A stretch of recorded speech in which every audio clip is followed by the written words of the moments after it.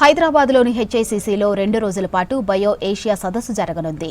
ఈ నెల 17 నుంచి 2 రోజుల పాటు జరిగే సదస్సును సీఎం రేవంత్ రెడ్డి ప్రారంభించనున్నారు. హెల్త్ కేర్, లైఫ్ సైన్సెస్ రంగాల్లోని 50 దేశాలకు చెందిన 3000 మంది ప్రతినిధులు హాజరు కానున్నారు. Tech, bio analyst, AI automation, biology revaluation అనే థీమ్ మీద సదస్సు జరగనుంది.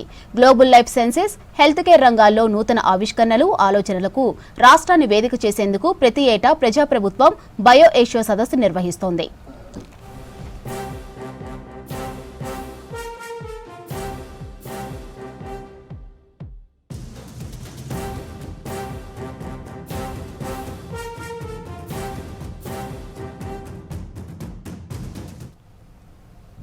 హైదరాబాద్లోని హెచ్ఐసిసిలో 2 రోజుల పాటు బయో ఏషియా సదస్సు జరగనుంది. ఈ నెల 17 నుంచి 2 రోజుల పాటు జరిగే సదస్సును సీఎం రేవంత్ రెడ్డి ప్రారంభించనున్నారు. హెల్త్ కేర్, లైఫ్ సైన్సెస్ రంగాల్లోని 50 దేశాలకు చెందిన 3000 మంది ప్రతినిధులు హాజరు కానున్నారు.